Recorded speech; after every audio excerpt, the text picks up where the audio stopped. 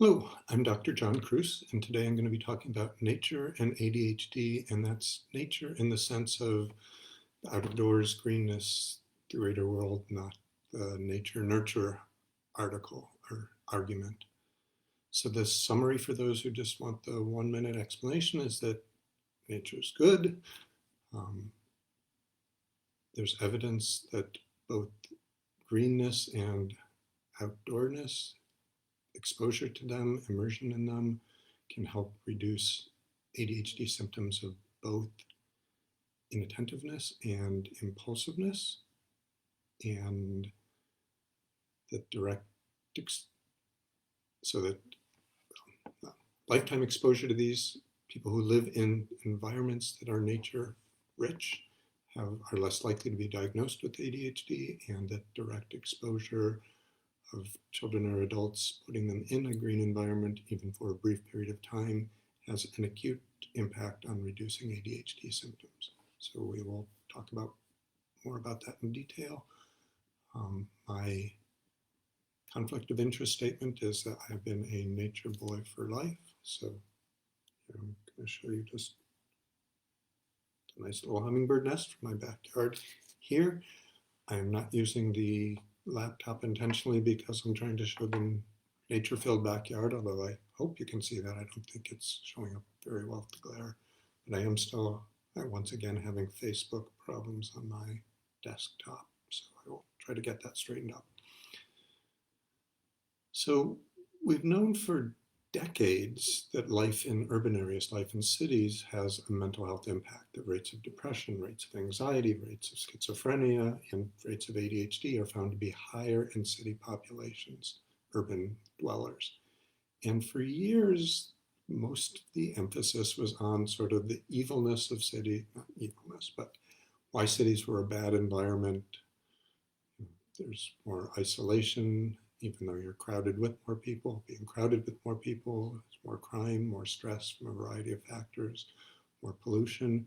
So they're all looking at the urban-rural differential as a product of badness of cities.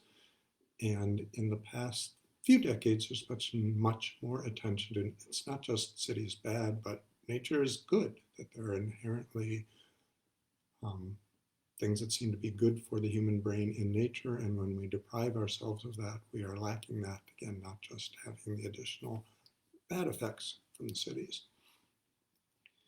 So a variety of studies have looked at the effects of exposing people to nature, and this can be making them go outside and walk around actively in nature, take a hike. It can be just going outside and sitting, immersing in nature. Some have looked at just exposing people to nature views, so having big posters on the wall of greenness or nature rather than abstract artistic pictures or man-made environments. It's also been studies in the acoustic realm, so that during surgeries, anesthesia, when people are anesthetized, if they are hearing nature tunes, they have measurably lower production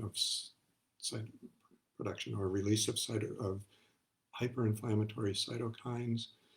So there's a variety of studies done a different variety of ways showing that being in nature has beneficial effects. So one summary or one group of places that nature has beneficial effects is it seems to activate the parasympathetic nervous system. So again, that's the same system that's activated during meditation.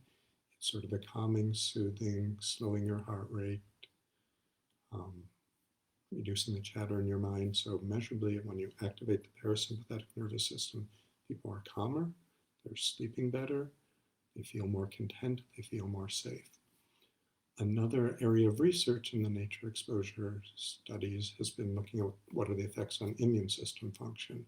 And again, this is grossly oversimplifying, but in general, there's a decrease in inflammatory cytokines. So cytokines are chemicals pumped out by immune system cells that ramp up inflammation, ramp up hyperactivation of the immune system, and there's overactivation of pro-inflammatory cytokines.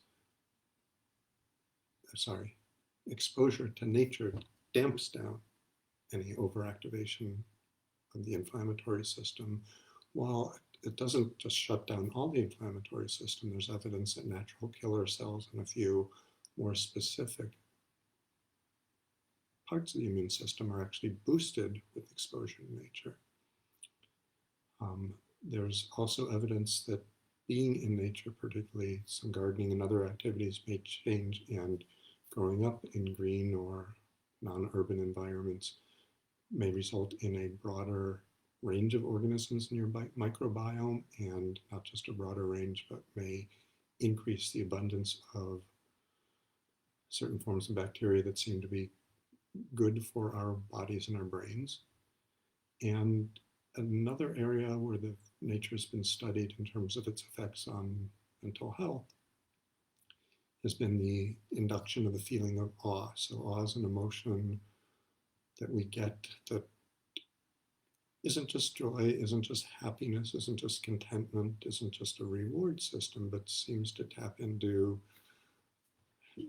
deeper, more powerful, awe-inspiring connections in the brain. And nature is a powerful pathway into that system. So, and it's not just viewing the vastness of the Grand Canyon or the beauty of the Crab Nebulae in outer space, but awe can be inspired by looking closely at things like this intricate, beautiful little hummingbird nest that was made by someone who doesn't even have any hands or fingers, but just a beak and some claws and fluttering in the air mostly to construct that of lichens and spider webs and little twigs and pieces of moss and other things. So finding awe, experiencing awe has been shown to, again, decrease unhealthy cytokines or aspects of the immune system and create feelings of contentment, peacefulness, activation of calming positive parts of the nervous system for hours potentially afterwards. So there's a pretty broad set of studies showing that exposure to nature has beneficial effects on mood, including full-blown clinical depression, has a multitude of benefits for decreasing anxiety. And then there's a smaller body of research looking at it specifically for ADHD. And there are studies showing that exposure to nature does increase attentiveness. So I'll get to some of those specific studies. So some of the early research on why nature is beneficial, particularly for mental health and particularly maybe for cognitive processing, suggested some of it had to do with how the natural environment is a very different visually, spatially environment than our urban settings, where we have lots of right angles. Even though we're living in a three-dimensional world, lots of our urban environment can be reduced. There's less nuance, less layering. It's more two-dimensional, flat in terms of some of our visual demands. And some of the thoughts were that our brains developed in a natural environment, and that maybe it's more effortless, more natural, our brains are more accustomed to scanning, living in, being in a natural environment, and that being in our constructed environment, and maybe particularly our more recent computer environment, is a greater effort on our brains, a greater strain on our brains, and that some of that attentional fatigue that occurs even in normal people represents some of what seems to be going on in people with ADHD. They're in a perpetual state of attentional fatigue. And again, with people with ADHD, it's, to begin with, there seems to be underactivation in that right prefrontal cortex. So again, we don't know all the mechanisms by which nature may be beneficial, and there are lots of theories and not a lot of definitive evidence. So looking more specifically at the ADD realm, there's only actually a handful of studies that get widely quoted, requoted, repeated. So there's 4 or 5 that and there have been a few replications, or some of them the same authors have gone on and looked at slightly bigger groups of people. But this is not a deep and richly researched, verified body of research. So one of the studies that gets quoted often took a group of kids, led them on a 20-minute walk in an urban park where there's lots of greenery versus a 20-minute walk in an urban setting, and it was a safe setting, so they weren't under threat of violence or anything else, but measurably kids had better concentration, and that was measured by a simple, I think, a number repeat, recall repeat test. And the two things about that study. One is they studied both kids with ADHD and kids without ADHD, and all the kids seemed to do better with the nature walk after the nature walk. But the ADHD kids had a much more marked improvement than the normal kids. And the size of the improvement in the kids with ADHD was comparable to getting a dose of Ritalin. What hasn't been studied in research like this is how long does that benefit last? What's the half-life of a hit of nature? And we don't know what's a minimal effective dose for that. And we don't know how extensively that carries on to other aspects or symptomatology of ADHD. So another study looking at things in a different way looked at a group of inner city children who were in buildings that were structurally, architecturally designed the same so they could control for that aspect of the environment. And the only clear-cut difference in these kids were whether their windows looked out on a green area or whether they looked out on a bleak urban area. And the kids, and this was mostly girls in the study, who had access through their windows to nature. So again, this is not whether they went out and played, this is just what they saw day after day. Kids who saw a green outlook measurably had fewer problems with inattention and better impulse control. So again, not just one narrow aspect of potential ADD symptoms. There's also been an extensive study done in New Zealand looking at lifetime exposure to greenness. So they had a measure of ruralness, and they tracked where kids lived each year of their lives and measured whether the location was a green area, and they had a separate way of measuring ruralness versus urbanness and a separate dimension of just greenness of the environment, whether it was rural or urban. And greenness means naturalness, not just whether it was actually green, because lots of Australia, particularly during the summer, is brown, and New Zealand more green than Australia. But so what they found was that kids who the more you spent your life in a rural area, the more you spent your life in a green area, and it was a dose effect, but there was less ADHD diagnosed in kids who were in these greener rural areas. On the other hand, what they found was that where you spent your first 2 years of life did not have a definitive impact. So it wasn't just early exposure primed you to have a brain that was ADHD prone or not. It was ongoing exposure that had much more measurable effects.